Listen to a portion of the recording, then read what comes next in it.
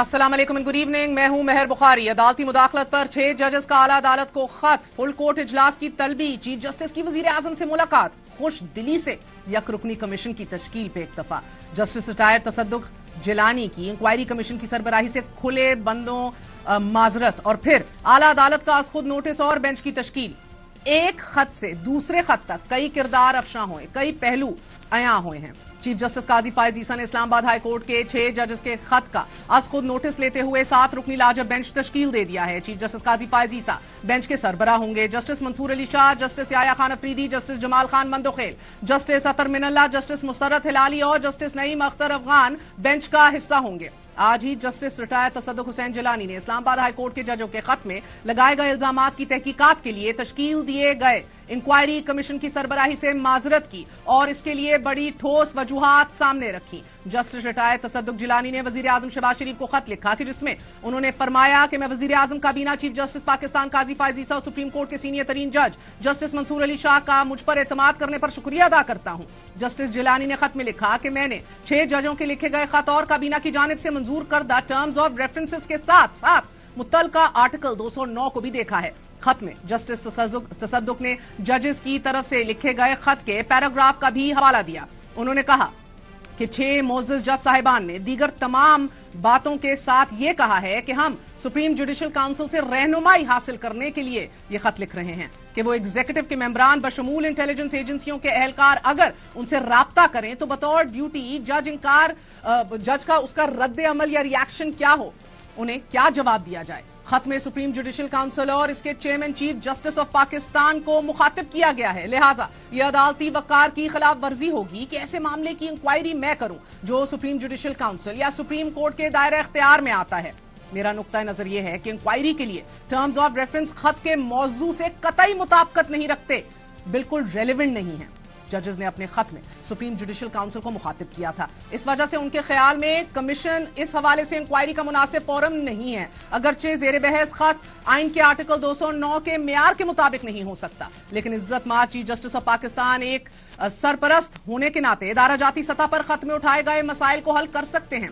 मज़कूरा बालाए वजूहात की बिना पर मैं कमीशन की सरबराही और इंक्वायरी को आगे बढ़ाने से माजरत करता हूं। नाजरीन, एक ऐसे वक्त में जब इस्लामाबाद हाई कोर्ट के 6 जजेस और पाकिस्तान बार काउंसिल समेत बेशतर बार एसोसिएशन अदालती अमूर में मुदाखलत जैसे संगीन मामले पर मुल्क की आला अदालत के सामने दरख्वास्त गुजार हैं और आला अदालत हुकूमती कमीशन पर खुश दिली से राजी थी। जस्टिस जिलानी का यह खत वो वेटेज या वो वजन है कि जो 6 जजेस और वकला के पलड़े में डाला गया है। गुज़िश्ता रोजी एक खत मुल्क भर से 300 से जायद वकला ने भी आला अदालत को तहरीर किया है। इस खत में जोर दिया गया कि वो आइन के आर्टिकल 184(3) के तहत खुफिया अदारों की तरफ से अदलिया में मुदाखलत के इल्जामात का नोटिस ले। खत में मजीद कहा गया कि वकला हाई कोर्ट जजों के खत के मामले पर मुनासिब कार्रवाई का मुतालबा करते हैं। यह अवामी मुफाद और बुनियादी हकूक के निफाज का मामला है। खत में मुतालबा किया गया 300 से जायद वकला की जानिब से कि सुप्रीम कोर्ट तमाम दस्तयाब जजों पर मुश्तमिल बेंच तश्कील देकर इस मामले की समाअत करे और मुफाद आमा के इस मामले की अदालती कार्रवाई को अवाम के लिए बराह रास्त नशर किया जाए। वकला की जानिब से लिखे गए खत में कहा गया कि इस मामले को शफाफ तरीके से निपटाकर अदलिया की आजादी पर अवाम का एतमाद बहाल करने की जरूरत है। शफाफियत, ट्रांसपेरेंसी यकीनी बनाने के लिए इस मामले को सियासत ज़दा ना किया जाए। इसलिए सुप्रीम कोर्ट गाइडलाइंस मुरत्तब करें और तमाम हाई कोर्ट्स के साथ मिलकर शफाफ इदारा जाती मैकेनिज्म कायम किया जाए ताकि आइंदा अदलिया की आजादी को मजरू करने की किसी की भी कोशिश की इतला दी जा सके। दूसरी जानिब आज ऐवान ज़ीरी के इजलास में जजों को तहफ़्फ़ुज़ दो के नारे गूंजने लगे। तहरीक इंसाफ के रहनुमा असद कैसर ने ऐवान में खिताब करते हुए यह कहा कि मेरी इल्तमास होगी कि बहुत हिसास इशू है, जज साहिबान की इज्जत और तौकीर नहीं रही। जबकि अपोजिशन बेंचों से मुतालबा सामने आया कि जजेस पर दबाव डाले जाने के मामले पर कौमी असेंबली में डिबेट या बहस नहीं होनी चाहिए। दोनों अतराफ से इस मामले पर बहस होनी चाहिए या नहीं होनी चाहिए, इसके ऊपर आज नेशनल असेंबली में हमने मुख्तलिफ व्यू पॉइंट्स देखे। जबकि हुकूमत ने मौक़िफ़ पे कायम रही कि मामला अदालत में है तो बहस नहीं होनी चाहिए। जब आपके मुअज़्ज़िज़ जज साहिबान उसकी इज्जत और तौकीर बाकी नहीं रहती جب ان سے فیصلے آپ زبردستی لیتے ہیں، یہ ایک سینسیٹیو ایشو ہے، آپ اس پہ ڈیبیٹ کرنے دیں. ایوان ریزولوشن پاس کرے کہ کسی صورت میں بھی کسی بھی دور میں عدلیہ میں جو انٹرفیرنس ہے یہ نامنظور ہے. سپریم کورٹ کے آنریبل چیف جسٹس نے اس معاملے پہ از خود نوٹس لیتے ہوئے ایک بینچ مقرر کر دیا اور اس کو سماعت کے لیے مقرر کر دیا ہے. اس معاملے کو سیاست کی نظر نہیں ہونا چاہیے. Any matter which is sub judice will not be brought under debate اور کنسیڈریشن. ایشو ہے نا جی سب جوڈیس ہونے کا، اس کو بڑے سینسٹیوٹی سے دیکھنا پڑے گا، اور اگر ہوا تو ضرور دیں گے، مگر اگر سب جوڈیس ہے تو آئی تھنک ہم انتظار کریں گے اس کا. بلا شبہ ادارہ جاتی مداخلت نظام عدل کا سنگین ترین معاملہ ہے. اس میں کوئی رائے نہیں کہ چیف جسٹس آف پاکستان اس اہم معاملے کا بہترین ادراک رکھتے ہیں، مگر از خود نوٹس کے لیے اعلیٰ عدالت کو 2 فل کورٹ اجلاسوں، وزیر اعظم سے ملاقات، یک رکنی کمیشن، جسٹس جیلانی اور وکلا کے خطوط سے کیوں گزرنا پڑا؟ کیا از خود نوٹس کا فیصلہ دباؤ میں لیا گیا ہے؟ کیا جسٹس جیلانی نے خط لکھ کر اعلیٰ عدالت کو اس کے وسیع تر دائرہ کار اور اس کے وسیع تر اختیار سے آگاہ کیا ہے؟ اسی حوالے سے بات کریں گے. ہمارے ساتھ میاں ناز عدالتی امور پر نظر رکھنے والے سینئر ترین لائرز موجود ہیں. خوش آمدید کہتے ہیں اعتزاز احسن صاحب کو اور حامد خان صاحب کو. آپ دونوں کا بہت بہت شکریہ ساتھ دینے کا.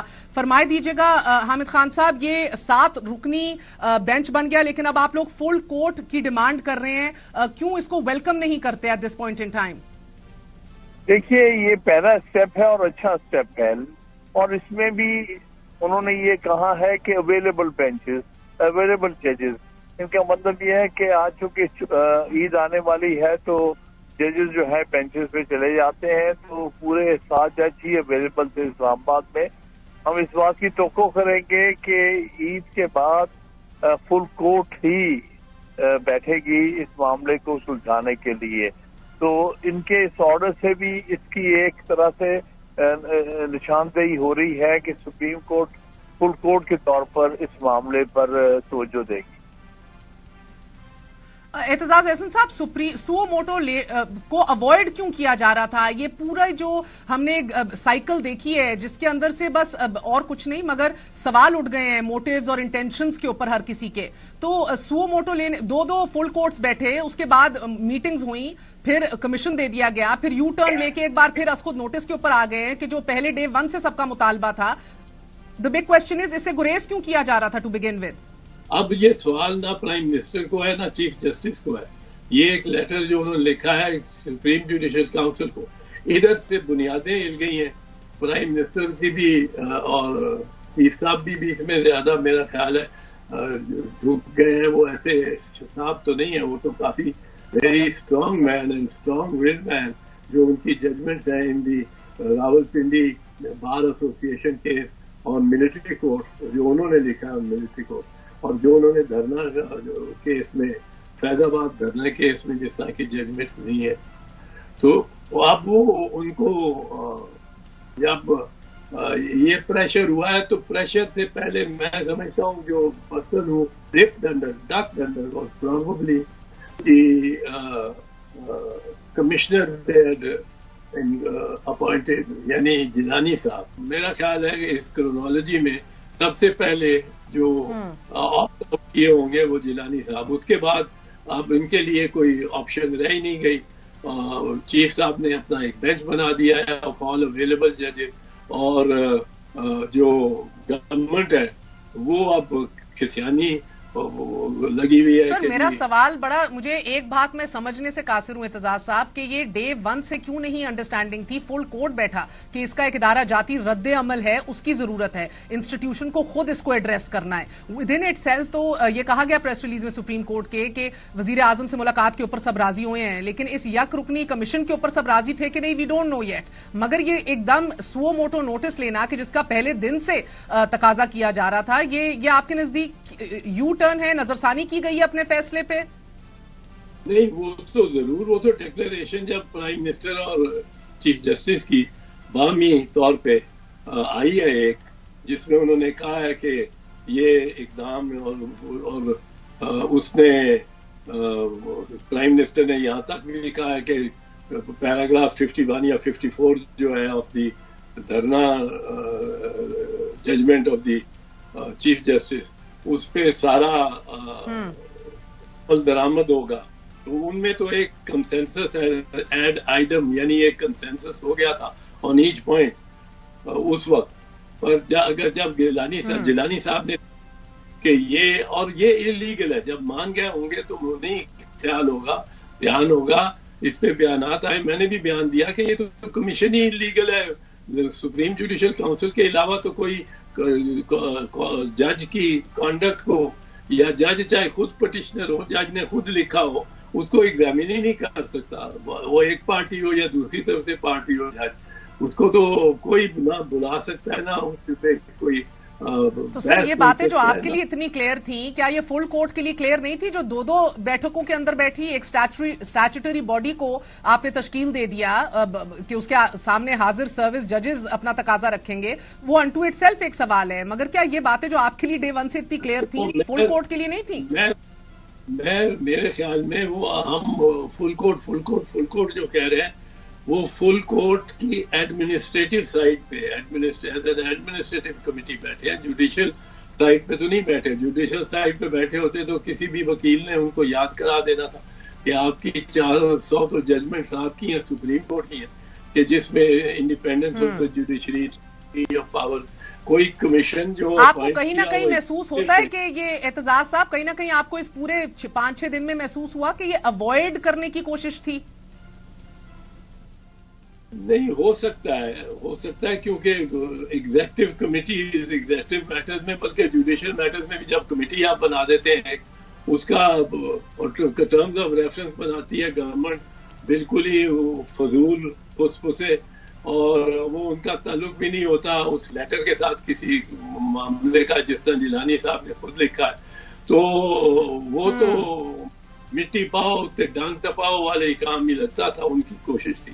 لیکن ایک تو جیلانی صاحب کا اس سے گریز کر جانا، پھر بڑا ریئیکشن بھی بڑا پبلک میں آیا کہ یہ آپ کس طرح ہیں. پہلی دفعہ یہ آ رہا ہے اخباروں میں بھی اور یہ اطلاع ہو رہی ہے کہ ایک جج ہائی کورٹ کے بیڈ روم میں بھی ویڈیو کیمرے لگے ہوئے تھے اور ایک ہائی کورٹ کے جج کو ان کے دباؤ کی وجہ سے اسپتال میں داخل ہونا پڑا. یہ سب corroborative دیز آپ دیکھیں گے کہ داخل ہوئے کہ نہیں. اگر وہ واقعی داخل ہوئے اور بلڈ پریشر کے لیے انہی دنوں میں داخل ہوئے اسی دن داخل ہوئے، یہ corroborate کرے گی ان کے موقف کو. اسٹیٹمنٹ یہ دیں یا نہ دیں. اچھا اور سر بیکاز آپ یہ اتنے اہم نکات ہیں، اتنا خطرناک یہ خط ہے، مگر جس طرح آپ نے یہ کہا بیڈ روم میں کیمراز یا بہنوئی کو اٹھا لینا، ٹارچر، کیا یہ ایویڈنس بھی ریکارڈ کرے گا؟ سپریم کورٹ اب کس نوعیت سے آپریٹ کرے گی 184 کے تحت اس کے اندر؟ کیا آپ دیکھیں گے کہ ججز اپنے ایفیڈیوٹس دیں گے اور جن کے اوپر الزام ہے وہ کاؤنٹر ایفیڈیوٹس دیں گے؟ کہیں نہ کہیں کوئی ایویڈنس بھی ریکارڈ ہوگا، انکوائری کرائی جا سکتی ہے، یا کیا لگ رہا ہے آپ کو؟ How will they proceed?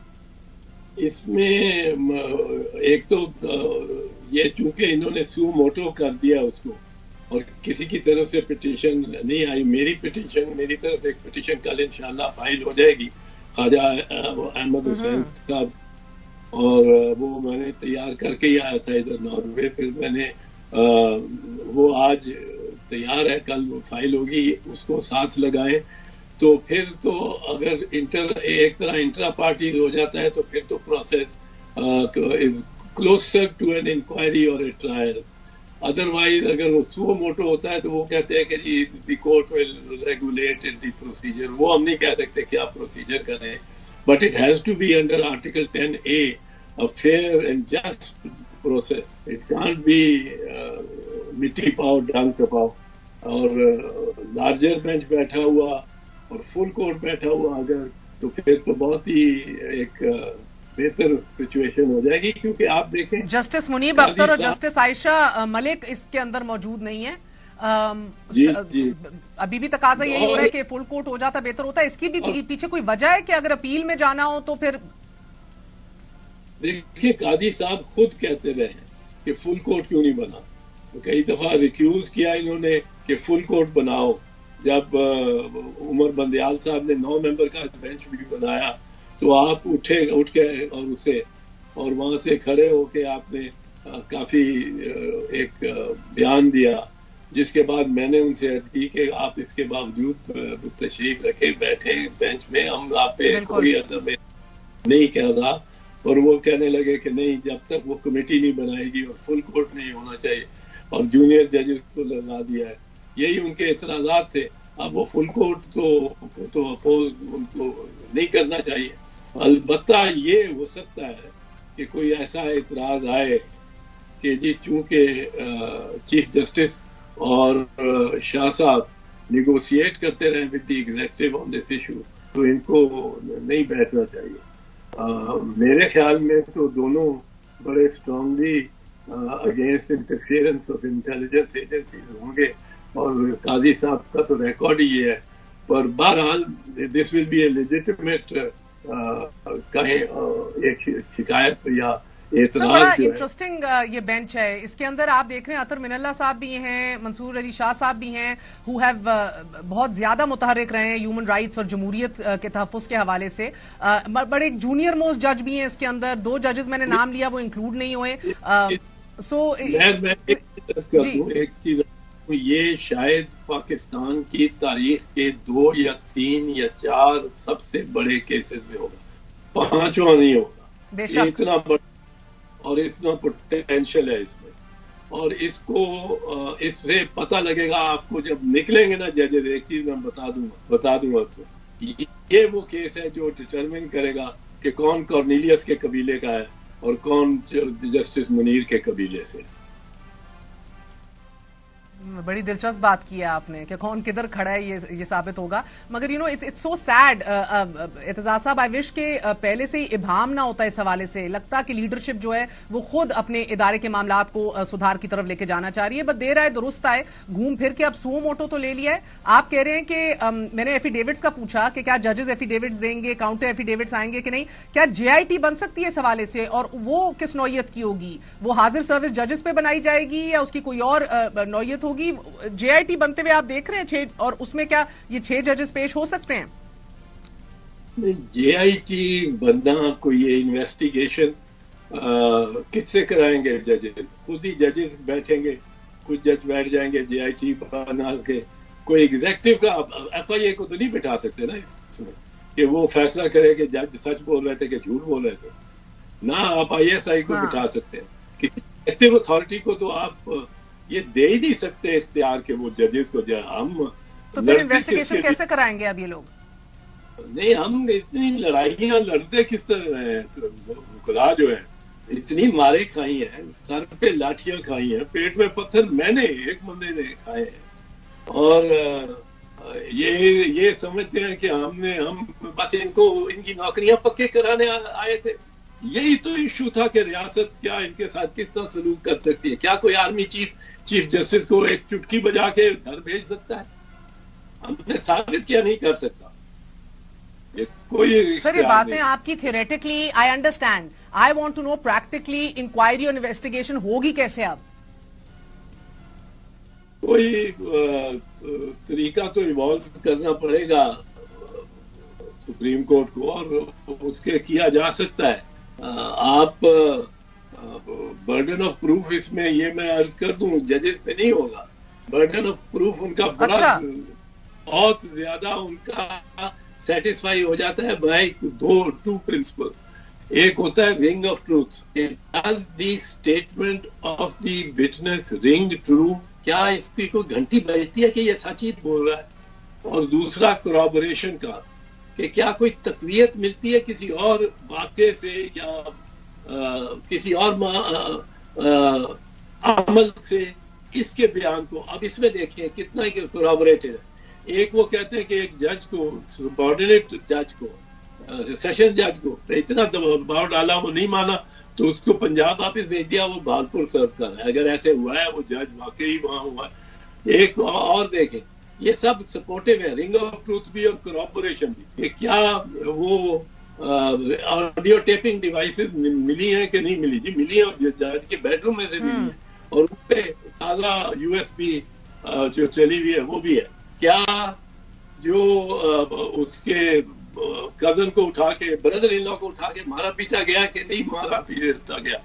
کیا وہ ان کے ملازموں کو اٹھایا گیا ہے کہ نہیں اٹھایا گیا؟ کیا انہوں نے بیان پہلے 1 سال پہلے یہ سب کچھ چیف اسلام آباد ہائی کورٹ چیف جسٹس کے سامنے دیا، بات کی ہے انہوں نے، اور کیا ان سے یہ ایک دفعہ نہیں زیادہ مرتبہ گفتگو میں نہیں کیا گیا. اور بھی ججز ہوں گے جو کہیں گے کہ میں بھی بیٹھا ہوا تھا اور یہ تھے. تو ایک ہی رہ گیا ویسے تو حسن اور نزیب جن کے دستخط نہیں ہے، بٹ وہ بھی ان کو. So very interesting. آپ کہہ رہے ہیں کہ بارے ثبوت ان 6 ججز کے اوپر نہیں ہوگا. a lot of corroborative evidence will also be taken into place. تو یہ کتنی جلدی آپ اسے دیکھ رہے ہیں کہ معاملات جو ہیں وہ حل کی طرف آ جائیں گے؟ سو موٹو کے تحت اس کا کوئی حتمی فیصلہ آئے گا. اور آف کورس سر اس کے بعد as we all better understand order تو بائنڈنگ ہوگا پورے ہر ایک کے اوپر ملک میں.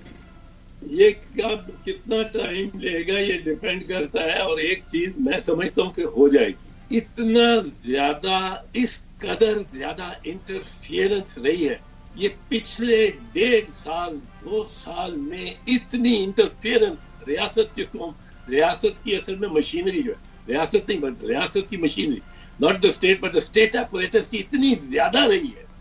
اس قدر وہ حد سے بڑے ہیں. انہوں نے بندے اٹھائے ہیں، ان کو پتہ نہیں کس کنڈیشن میں رکھا، مارا پیٹا کیا ہے. وہ جیسا اعتزاز حسن صاحب، اس کی تو ایک طویل ترین تاریخ رہی ہے نا. ابھی بھی آپ نے دیکھا کہ جسٹس شوکت صدیقی کو انصاف تو مل گیا مگر انکوائری نہیں کرائی. They stopped right short of holding an inquiry.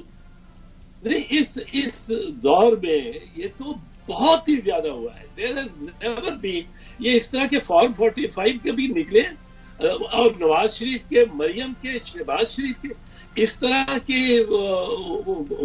وہ جو سپورٹ پروپوزر اور سیکنڈر کبھی اٹھائے گئے.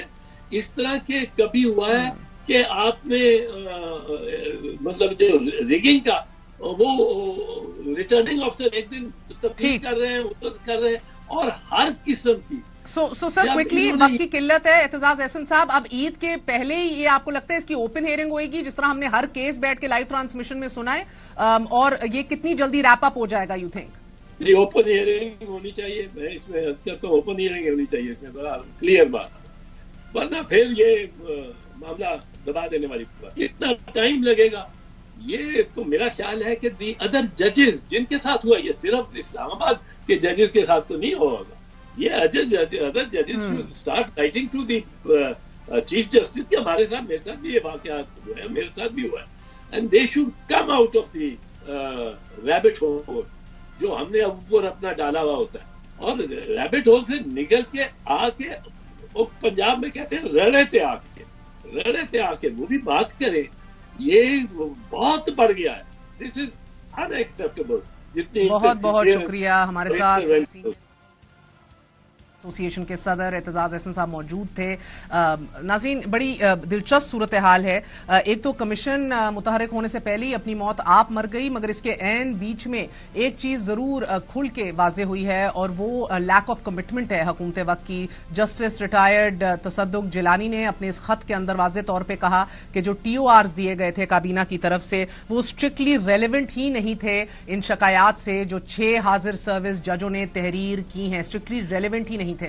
ایک ایسی حکومت جس کے وزیر قانون پریس کانفرنس کے اندر ہر قسم کا دلیل دیتے ہیں کہ یہ ٹائمنگ صحیح نہیں ہے، صحیح وقت پہ کرانی چاہیے تھی، مس کانڈکٹ کے مرتکب یہی 6 ججز ہوتے ہیں کہ نہیں، یہ بھی فیصلہ کمیشن خود کرے گا. خواجہ آصف صاحب آج وزیر دفاع فرما رہے ہیں کہ ججوں کے ضمیر کیوں نہیں جاگے.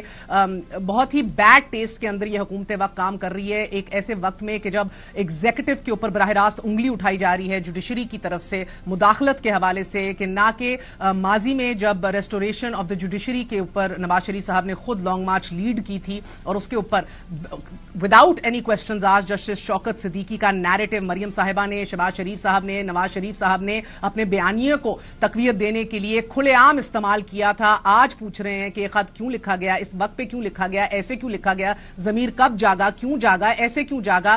انڈیپینڈنس آف دا جوڈیشری کے حوالے سے اس حکومت کی نیک نیتی، اس کے مرتب کیے گئے ٹی او آرز کو رد کرنا جسٹس ریٹائرڈ تصدق جیلانی کے ہاتھوں، یہ اپنے تئیں ایک فیکٹ ہے which will go down in history. We're going to be right back. Stay with us.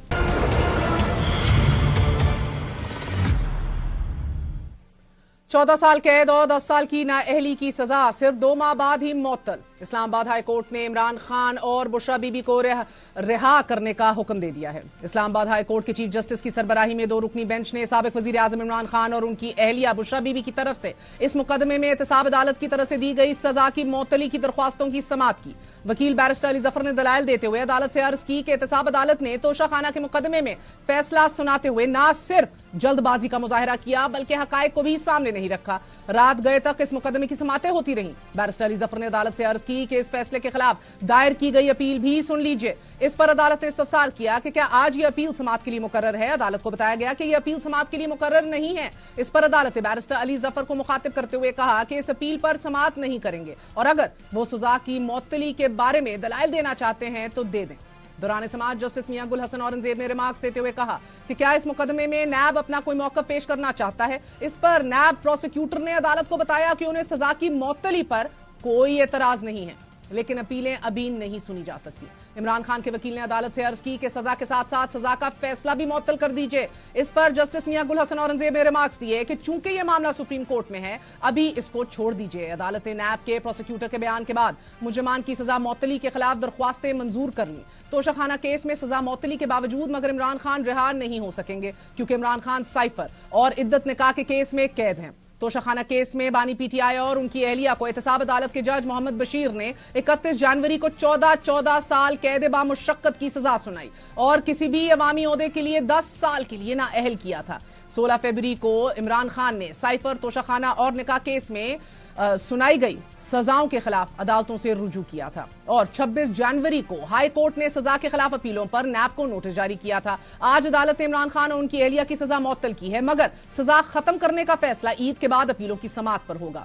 اس عارضی ریلیف کے ساتھ ساتھ اسلام آباد ہائی کورٹ نے عمران خان اور بشرا بی بی کی ہفتے میں 1 دن اور عید پر ملاقات کرانے کا حکم بھی دے دیا ہے۔ ہائی کورٹ میں بشرا بی بی کی بنی گالہ سب جیل سے اڈیالہ جیل منتقلی اور عمران خان سے ملاقات کی درخواست پر سماعت کے دوران ڈائریکٹر لاء نے بنی گالہ سب جیل کے دورے کی رپورٹ عدالت کو پیش کی۔ عدالت نے بشرا بی بی کو اڈیالہ جیل منتقل نہ کرنے اور ملاقات نہ کرانے پر اڈیالہ جیل اور چیف کمشنر کی رپورٹ پر شدید اظہار برہمی کیا۔ جسٹس میاں گل حسن اورنگزیب نے ریمارکس دیتے ہوئے کہا کہ یہ سب سیاست ہے۔ 31 جنوری کو سزا کے بعد 141 خواتین داخل ہوئیں۔ آپ کہتے ہیں جیل اوور کراؤڈڈ ہے، آپ کا مطلب ہے کہ بس سیاست ہو۔ کمیونٹی سمجھتی ہے کہ بنی گالہ قید کر کے خیرات دے رہے ہیں۔ ایک طرف کہا جا رہا ہے کہ جگہ کم ہے، قیدی زیادہ ہیں، دوسری جانب 141 خواتین کو جیل داخل کر دیا گیا، پھر جیل منتقل نہ کرنے کا جواز تو ختم ہو گیا۔ آپ لوگ عدالت کو مطمئن نہ کر سکے۔ عدالت نے برہمی کا اظہار کرتے ہوئے کہا کہ آپ بلائیں نا اپنے چیف کمشنر اور ایڈوکیٹ جنرل کو، آپ لوگ تلے ہوئے ہیں کہ رول آف لاء کا انڈیکس 0 پر آ جائے۔ جسٹس میاں گل حسن اورنگزیب نے ریمارکس دیتے ہوئے کہا کہ ملاقات کا مطلب علیحدگی میں پراپر ملاقات ہوتا ہے مگر آپ نے کیس کی سماعت کے دوران ملاقات کا کہہ کر جان چھڑا لی۔ عدالت نے عمران خان اور بشرا بی بی کی عید پر ملاقات کرانے اور ہفتے میں 1 دن ملاقات کرانے کی ہدایات دیتے ہوئے کہا کہ حکومت کسی کی نجی پراپرٹی کو سب جیل کیسے قرار دے سکتی ہے۔ عدالت نے آئندہ سماعت پر دلائل طلب کرتے ہوئے کیس کی سماعت غیر معینہ مدت کے لیے ملتوی کر دی ہے۔ اسلام آباد ہائی کورٹ نے ہی استحکام پاکستان پارٹی کے رہنما فواد چودھری کو بھی جیلم اراضی اسکینڈل میں ضمانت بعد از گرفتاری منظور کرتے ہوئے رہا کرنے کا حکم دیا ہے۔ چیف جسٹس عامر فاروق اور جسٹس طارق محمود جہانگیری نے فواد چودھری کے وکیل کیسر امام کے دلائل پر فواد چودھری کی ضمانت کی درخواست منظور کر لی۔ اسلام آباد ہائی کورٹ کے ساتھ ساتھ آج پشاور ہائی کورٹ نے بھی تحریک انصاف کے رہنما حماد اظہر کی 51 مقدمات میں اراداری ضمانت منظور کر لی ہے۔ دوران سماعت حماد اظہر کے وکیل نے عدالت کو یہ بتایا کہ حماد اظہر پر 51 مقدمات درج ہیں، دیگر کا ابھی پتہ نہیں مگر لاہور، واکینٹ، راولپنڈی، فیصل آباد اور دیگر کئی شہروں میں FIRs درج ہیں۔ چیف جسٹس نے استفسار کیا کہ یہ تو کئی شہروں میں ان کے خلاف کیسز ہیں، آپ کو کتنا ٹائم دیا جائے۔ ایڈیشنل ایڈوکیٹ نے عدالت کو بتایا کہ عدالت کی سوابدید ہے اور بعد ازاں عدالت نے 51 مقدموں میں حماد اظہر کی راداری ضمانت منظور کرتے ہوئے عدالتوں میں پیش ہونے کا حکم دیا۔ عدالتی ریلیف کی اس فضا میں آج ہی اسلام آباد ڈسٹرکٹ اینڈ سیشن کورٹ نے لانگ مارچ توڑ پھوڑ کیس میں خیبر پختونخوا کے وزیر اعلیٰ علی امین گنڈاپور کے وارنٹ گرفتاری منسوخ کر دیے ہیں۔ جوڈیشل مجسٹریٹ نوید خان نے اسلام آباد ہائی کورٹ سے ڈسچارج کرنے کے فیصلے کی روشنی میں وارنٹ گرفتاری منسوخ کیے ہیں۔ ایک طرف عدالتوں کی جانب سے ریلیف ہے، دوسری طرف आलिया हमजा और सनम जावेद को दोबारा गिरफ्तार कर लिया गया है। जमानत मंजूर होने के बाद सनम जावेद और आलिया हमजा को मियांवाली पुलिस ने गिरफ्तार करके इंसदाद दहशतगर्दी की अदालत में पेश किया। अदालत में पुलिस ने दोनों खवातीन का राहदारी रिमांड मांगा और अदालत ने यह रिमांड मंजूर करते हुए दोनों खवातीन को पुलिस के हवाले कर दिया। अदालतों से तहरीके इंसाफ रहनुमाओं को मिलने वाला ये रिलीफ एंड देन बेल और उसके बाद फिर अरेस्ट का सिलसिला बारहा तवातर से साइमल्टेनियसली जारी है। मगर क्या इमरान खान और बुशरा बीबी की तोशाखाना केस में सजा मौतली का आज का हुक्म ईद के बाद अपीलों की समाअत पर असरात डालेगा या नहीं? हमारे साथ हमारे चीफ कॉरेस्पॉन्डेंट हुसैन चौधरी मौजूद हैं। हुसैन चौधरी, बहुत बहुत शुक्रिया साथ देने का। फरमाई दीजिएगा कि आज बड़ा गैर मामूली तौर पर बेहतरीन दिन गुजरा है तहरीक इंसाफ के लिए। राहदारी जमानतें भी मिली हैं, रिलीफ्स भी मिले हैं। क्या कहेंगे कि अब आज जो सजा मौतल हुई है ये इसके असरात जो हैं ईद के बाद भी पड़ सकते हैं इनके? जी बहुत शुक्रिया। बिल्कुल ऐसे ही है, तोशाखाना केस है। मैं आपको बताता चलूं कि जो 3 सजाएं हुई थी बानी पीटीआई को, उनमें से सबसे ज्यादा जो सजा हुई थी वो तोशाखाना में 14 साल की हुई थी। लेकिन आज बिल्कुल अनएक्सपेक्टेड हुआ है और बड़ा गैर मामूली जो है वो हमने देखा कमरा अदालत में कि चीफ जस्टिस की सरबराही में 2 रुकनी बेंच ने जब समाअत का आगाज किया तो बैरिस्टर अली जफर ने कहा कि जो तोशाखाना केस है उसमें हम सजा के खिलाफ अपील पर जो है वो दलाइल देंगे, उस पर बहस करेंगे। ताहम चीफ जस्टिस ने कहा कि हमसे पहले बैरिस्टर सलमान सफदर ने यह तय किया था कि पहले साइफर केस को चलाया जाएगा और वो जब खत्म होगा तो उसके बाद तोशाखाना पर आएंगे। इस दौरान जो स्पेशल प्रोसिक्यूटर थे अमजद परवेज, वो आपको याद होगा नवाज शरीफ साहब के और मरियम नवाज के भी वकील रहे हैं। और इससे पहले जो इलेक्शन कमीशन का तोशाखाना केस था जिसमें 3 साल सजा हुई थी, उसमें भी वो इलेक्शन कमीशन के वकील थे, वो रोस्टम पर मौजूद थे। उनसे जब अदालत ने पूछा कि आपका क्या स्टांस है तो उनका कहना था कि चूंकि हमने जायजा लिया है तो ये सजा मुअत्तली का केस है। जस्टिस मियां गोल और चीफ जस्टिस ने जब उनसे पूछा कि अगर हम सजा मुअत्तली को पहले सुन लें तो उस पर नैब का क्या मौकफ होगा, तो उन्होंने 1 सेकंड में जवाब दिया कि अमजद परवेज ने आगे से जवाब दिया जो कि नैब के प्रोसिक्यूटर थे कि हमें सजा मुअत्तली पर कोई एतराज नहीं है और ये केस ही सजा मुअत्तली का है। इस वक्त अपीलें जो है वो नहीं मुकर्रर हो सकती, इस वक्त साइफर जो है वो पहले से जेर समाअत है। उसके साथ ही 2 रुकनी बेंच ने सजा मुअत्तल कर दी है और मेन जो केस है अब इसमें तोशाखाना केस में जो सजा दी गई थी 14 साल की बानी पीटीआई और बुशरा बीबी को, वो अपीलें अदालत ने कहा है कि उन्होंने इंडिया दिया कि ईद के बाद वो मुकर्रर की जाएंगी। और ये बड़ा गैर मामूली था कि 6 मिनट की टोटल समाअत हुई है। ये 6 मिनट की समाअत के अंदर ये रिलीफ दिया है, मगर ये आर्जी रिलीफ है क्या? अपीलों की समाअत जो ईद के बाद होंगी उस पे भी इसके असरात मुरत्तब होंगे? जी देखिए, अमूमन हम देखते हैं कि जो नैब केस है उसमें जब सजा हो जाए और वो भी ज्यादा से ज्यादा सजा, तो उसमें जो सजा मुअत्तल करके जमानत या रिहाई होती है उस पे भी कम अज कम 2 से 3 हफ्ते या महीना लग जाता है। लेकिन आज एक तरह की हम कह सकते हैं कि दूसरी समाअत थी, क्योंकि पहली समाअत पे नैब को नोटिस हुआ था और आज चूंकि दूसरी समाअत थी और सिर्फ 6 मिनट में ही सजा मुअत्तल हो गई, तो बज़ाहिर तो ज़ाहिर है एक बड़ा रिलीफ है। लेकिन अगर बाद में अगर जब साइफर केस की जो तोशाखाना केस में अपीलें हैं उसको लटकाने का भी एक जो है वो ये जरिया बन चुका है, क्योंकि अब चूंकि साइफर जब क्लोज होगा उसके बाद तोशाखाना मुकर्रर होगा और उसके बाद लाजमी नहीं है कि उसकी 1 हफ्ते की डेट हुआ करे। ये भी हो सकता है कि उसमें 20 दिन की भी डेट पड़ सकती है, 10 दिन की भी पड़ सकती है और नैब उसमें लंबा चूंकि वो खींचना चाहेगा। लेकिन आज उन्होंने कोई एतराज नहीं किया और अमजद परवेज साहब ने 1 सेकंड में कहा कि हमें सजा मुअत्तली पर कोई एतराज नहीं है और हमने जायजा लिया है, ये सजा मुअत्तली का केस है और फिलहाल अपील जो है वो इस मरहले पर नहीं सुनी जा सकती। ईद के बाद दी जाए। बहुत बहुत शुक्रिया। हमारे साथ हुसैन चौधरी मौजूद थे। एक छोटा सा वक्फा आपने सुना, 6 मिनट में सजा मुअत्तली और नैब को कोई एतराज नहीं। एक छोटा सा वक्फा, गोना बी राइट बैक।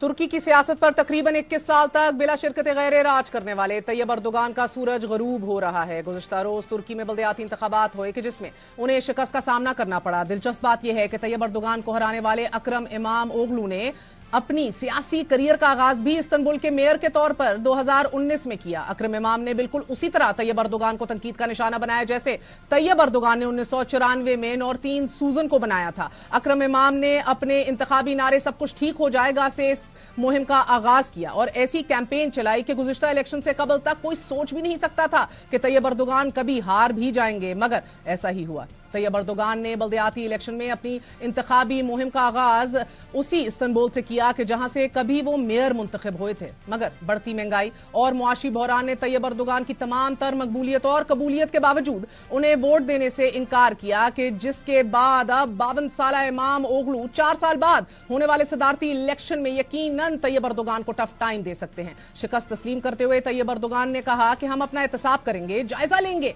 कि हमारी जमात को शिकस्त क्यों हुई। मगर इमाम ओगलू की जमात के अहम तरीन रुकन मंसूर यावास अपनी तकरीर में कह रहे हैं कि जिन लोगों को नजरअंदाज किया गया, उन्होंने यानी कि अवाम ने इस मुल्क पर हुक्मरानी करने वालों को वाज़ेह पैगाम दे दिया है। नाज़रीन, कुछ झलक इसकी, कुछ मुमासलत तो पाकिस्तान से भी यकीनन आपको महसूस हो रही होगी। और इस मुल्क के अंदर अभी एक ऐसी हुकूमत है कि जिसके वजीर दिफा मुईशत पर इर्रिस्पॉन्सिबली कमेंट कर रहे हैं, कैसे वक्त में कि जब मुआशी मुश्किलात के साथ साथ पाकिस्तान को दहशतगर्दी का भी सामना है, अवाम को उम्मीद और नए वलवले की अशद जरूरत है। वजीर दिफा ख्वाजा मोहम्मद आसिफ की जानिब से एक गैर जिम्मेदाराना बयान सामने आया है कि जिसमें वो फरमा रहे हैं कि पाकिस्तान दिवालिया हो चुका है और अवाम को फौरी रिलीफ नहीं दिया जा सकता। वजीर दिफा की तरफ से वजीर दिफा के इस बयान, इस इर्रिस्पॉन्सिबल बयान के जो कि उनके डोमेन में आता भी नहीं है, यकीनन सबको हैरानी हुई है, क्योंकि कोई भी रेटिंग एजेंसी ऐसी नहीं कि जो पाकिस्तान के दिवालिया होने की पेशनगोई आज कर रही हो, या ऐसा भी नहीं कि IMF के साथ पाकिस्तान के मामला दुरुस्त सिमत में ना चल रहे हों। शायद अवाम को रिलीफ ना देने के बयान के पीछे कहीं 8 फरवरी के नतीजे में मिलने वाला मैंडेट और उसके बाद तश्कील दी गई हुकूमत तो नहीं, जिसे मुश्किल फैसले भी लेने हैं और अवाम को रिलीफ भी देना है। कल ही पेट्रोल की कीमत में तकरीबन 10 रुपए तक इजाफा किया जा चुका है, कि जिसके नतीजे में महंगाई यकीनन मजीद बढ़ने जा रही है। लेकिन एक ऐसे वक्त में जब वजीर खजाना को पहले ही बहुत बड़े बड़े हरक्यूलियन चैलेंजेस का सामना है, पहले ही उनकी पावर्स और इख्तियारात इसाक डार साहब को भी दी जा रही हैं, इसके एन बीच में वजीर दिफा के irresponsible statements to deal with the economy, they should be strongly addressed by the Prime Minister of Pakistan. That's it for tonight. Good night. Allah Hafiz.